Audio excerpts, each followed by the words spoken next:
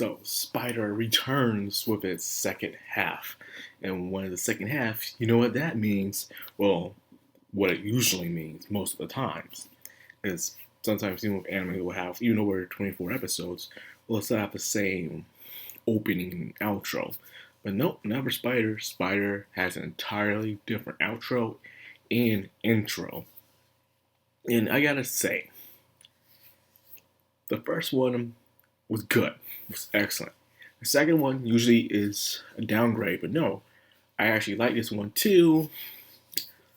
I guess it's not as good as the first one, but at the same time, I'm still digging it. So I'm giving a thumbs up to this one.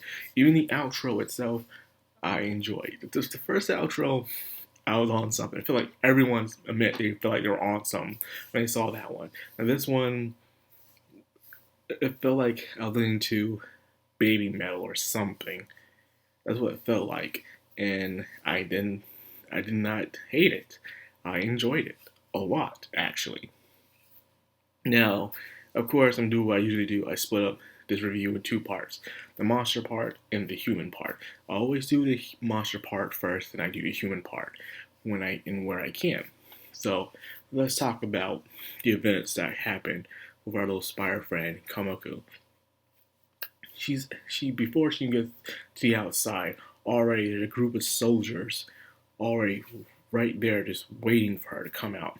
I believe the reason why this is happening is because after all, this is the most dangerous dungeon, and creatures have been exiting the dungeon here and there, and because of that, um, I guess someone sent command to stay on post on that area at all times. So if a creature does come out of that dungeon, they kill it. However, as we all know how powerful Komoko is, they stood no chance.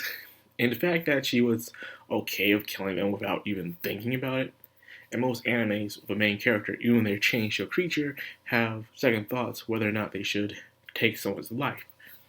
But with Komoko, it seems like she don't even care no more. Because she is into her, like I said, her creature instincts of survival. Her sparing people isn't always on her mind. If they're in her way, she will get rid of them. No explanations, no excuses. That's just how she is. Which I do enjoy that kind of character. Just hope I don't run into them. That's all I'm saying. And of course, she walls off. All she cares about is enjoying the scenery, and she is looking for new tasty food. However, she seems to have a hard time looking for food. You see, there's a difference. When you're in a survival state mode, all you're looking for is something to eat and a place to sleep. That's all you're looking for all the time. You don't have time for anything else. Now that she's in the outside world where pretty much most things are below her, she doesn't have time hard finding food. She'll worry about other things as well. With that being said, she was ignoring a lot of things lately. Like she was so in days, even thinking that she can just go to a village and find some sweets. But she didn't realize, hey, despite how cute she perceives herself as this cartoony like creature. But in reality, we all know that's not what she looks like. She looks kind of creepy, very horrifying, or cool for those who are into spiders. I'm kind of into spiders in a way, more when I was younger than I am now. Now there's kind of a pain. But anyways, she's still in that delusion. But besides that, I realized she passed a burning area. An area was completely on fire. Completely on fire. And she just ignored it. Like, yeah, whatever. She's humans, just these humans and their crazy conflicts. That's all she thought about. She didn't even care about the conflicts. This shows how far her humanity has gone.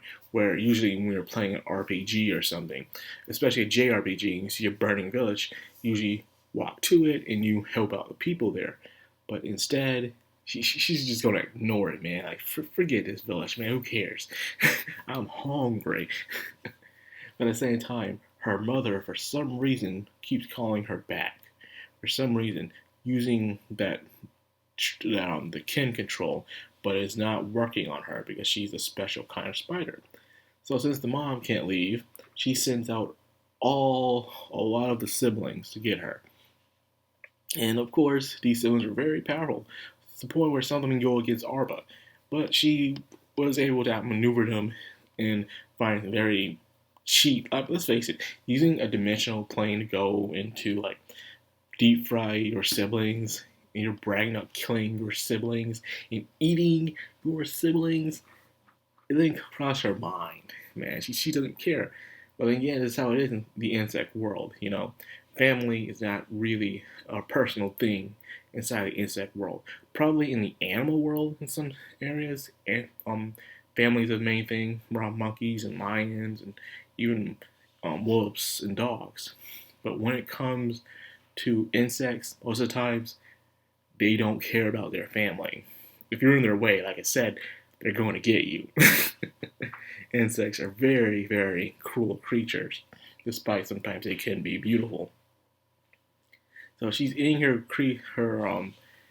siblings, and then still her mom still calls out for her. So she has some sort of connection to the mom. She's using her inner brains to find a way to eat away the connection towards the mom. And you can see she really doesn't want to do it with the mom. She's like, like, sure, you're right, Mom. You can annoy it all you want. I am not going back to the dungeon, no matter what. Now, let's talk about the human side. Something's going on there. Slane's having a meeting, and his family's having a meeting with one of the head elves, and they're talking about the current battle plans. And I knew something was up with one of the siblings with Slane, especially the short-haired one, the cold, cruel one. He seems to be rather under control, or he is out to go against the family. It's one of those two. And the fact that he's working with Hugo and that other demon chick, and they're planning something big. What it is, they even have the sister Sue and Slane's friend as well under their control. So they're planning some sort of coup d'etat or whatever it is they're planning to do. He has to wait on it.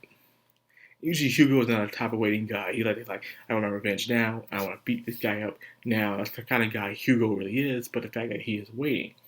And at the same time, the church is probably one of the main enemies within this series, because even the elf guy said himself, don't fully trust the church. They're up to something. They probably even use Slane's brother Julius to their own means. And the fact that one of the brothers wanted to push Slane so badly on a battlefield without a plan proves how there truly is something that's going on. It doesn't seem right. Either way, after watching the opening, my theory proved right that the current demon lord is not Komako. Because like I said, spoils it, she's fighting her after all. So it's not her. It has to be the girl in white. It has to be her. Probably. We'll find out. Anyways, that being said, it seems that we also get a little peek at Faye. She's like, what, golden like or something? Like, ooh, that's pretty cool. She's all big and long, and like, that's her evolved form. Like, oh, she kind of like reminds me of the Luck Dragon. The Luck Dragon was flying at dawn from the Neverending Story. That's what she reminds me of, and that's not a bad thing. I like the Neverending Story. It's pretty cool. So anyway, so I'm going to wrap it up here. I can't wait to see what happens next. I'm looking forward to it. And plus, I got one more video for you guys, so stay tuned. So don't forget to like, comment, subscribe, and of course, hit that bell icon. This has been Madcrown on Anime, signing out.